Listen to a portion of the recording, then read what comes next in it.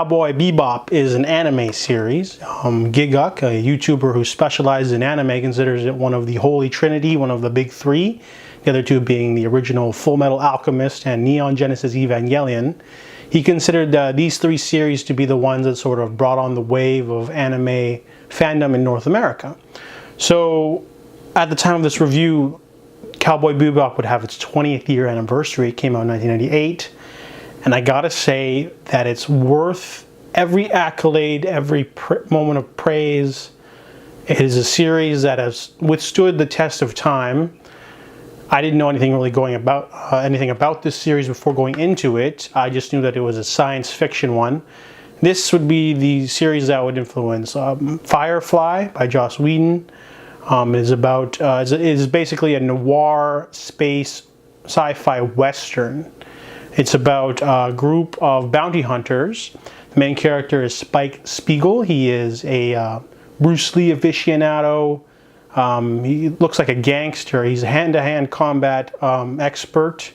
His partner Jet Black is an ex-cop, and Jet owns the Cowboy Bebop, and it's the ship they own.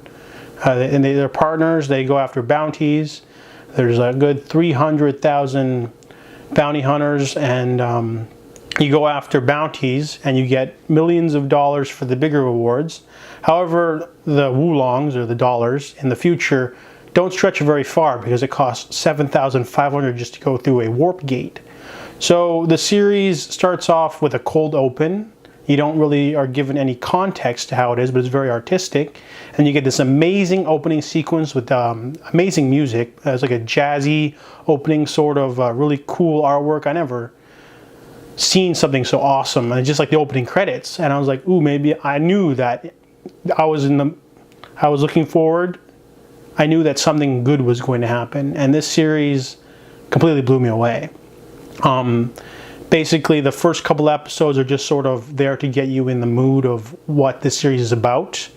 Every episode is usually going after a bounty, and I noticed that even though everything's sort of episodic and closed for every episode, it's very artistic, from the backgrounds to the motion to the fluid animation to the story to the emotion.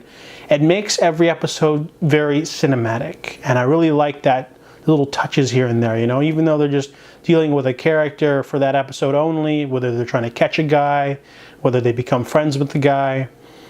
It's just, it's the economy of story is so perfect. Every episode is only like 22 minutes long, but they use up every minute. And that can't be said for the second half of the series. I noticed there's a lot of filler episodes. There's like an episode where they're really hungry, and one of the crew members has to go get mushrooms for them, and they get high, and nothing really happens in that episode.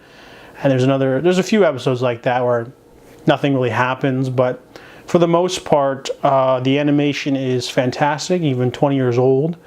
I really like the story. They introduce a sort of backstory for each of the characters, but slowly. So you don't really know much about the main character or any of his crew members, but as the episodes go on, you'll have like a Jet-centric episode or a episode about Spike's past, and then later on they introduce new characters like the wily Faye Valentine. She's like a tough tomboy. And then there's also Edward, the young hacker. And Edward gets the least amount of character development of all the characters, but he's more of a mascot. Same with this dog they pick up named Ein. But a few episodes are like character sort of centric, so they're all based off that character. And I noticed that even some of the filler episodes are really intriguing. There's this one called Mad Pierrot. It is an action-heavy episode that really doesn't give you any character development for anyone, but it's just the episode's so haunting and violent and creepy.